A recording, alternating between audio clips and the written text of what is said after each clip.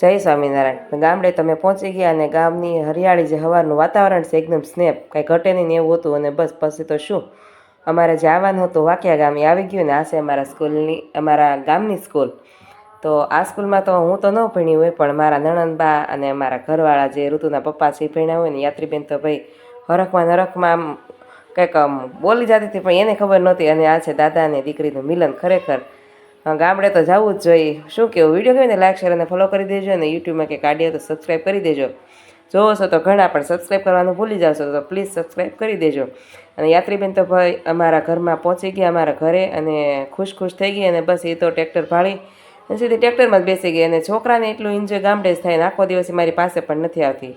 અને બીજી વાત, જે અમારું ઘરેણું છે, અમારું સોનું છે, એ સૈણા અમારા એટલે કે બેસન અને ભજીયા થાય, ઘણી બધી વસ્તુ બને. તો અમારા એટલા બધા ચણા થયા છે, તો જો કાંઈ ઘટે નહીં એવાને મસ્ત મજાના એમ. અને પછી વારો તો સાફ સફાઈનો.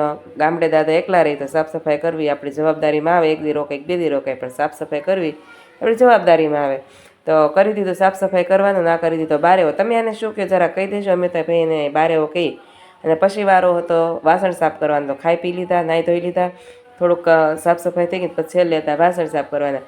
તો બેસી ગયું સીધી વાસણ સાફ કરવા. અને ખરેખર ગામડે જાઓ તો ગામડાની જેમ જ જીવવું જોઈએ, કારણ કે સિટીમાં રહેતા હોય તો સિટીની જેમ જીવતા જ હોય.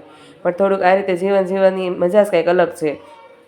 અને ત્યાં જ મારા કાકાજી મને કે લાઈવ ફળિયું પલાળ જેથી કરીને ધૂળ ન ઉડે. મેં કીધું સારું. અને પછી તો શું, અમારે આ પ્લાન આજે ફિટ કરાવ્યો હતો. આ છે બાળ મંદિર અમારી ઘેર ભણવા આવે છે એનું. અને આ દાદા દીકરીની તો વાત જ નહોતી ખૂટતી. અને પછી વારો હતો ઓસરીનો, કારણ કે ફળિયું થઈ જાય પછી ઓસરી લે જેથી કરીને કાંઈક બગડે નહીં. અને ધૂળ બહુ ઉડે તો ઉડે પણ નહીં. અને પાણી સારું સાફ થઈ ગયું ને. વારો તો ઓસરીબેનનો. તો ઓસરીબેન કે હાલો અમને ધોઈ નાખો. કેદીની અમને પણ ધોઈ નથી, અને ગરમી પણ બહુ છે. તો એને મેળી ધોવા, અને જો કેટલો કદડો નીકળે છે. તો તમે જાઓ ગામડે ત્યાં આવું કામ કરો કે નહીં? પણ મને તો ગામડે જાઓ તો કામ કરવાની તો ખૂબ જ મજા આવે છે. અને આ છે મારા કાકાજી. અને એ ધાણા ને એવું જે પાક્યું હોય એ સમૂહ બંને જણા કરવા મળ્યા. અને વારો હતો મારો રસોઈ બનાવવાનો, કારણ કે સાસુને તો કંઈ સિંધાય નહીં. કાકીજી છે પણ સાસુની જેમ જ મને સાચવે છે. અને બસ પછી તો શું રાંધવા માંડી અને હાઠિયું ભાંગવા ગઈ હતી. પછી સિટીમાં રહી ગમે ત્યારે પણ દેહનું કામ તો કરવું જ જોઈએ. તો હું મળ્યું આપણે જે કાલા ડીમાર્ટમાં મળે ને, આ કાલા છે.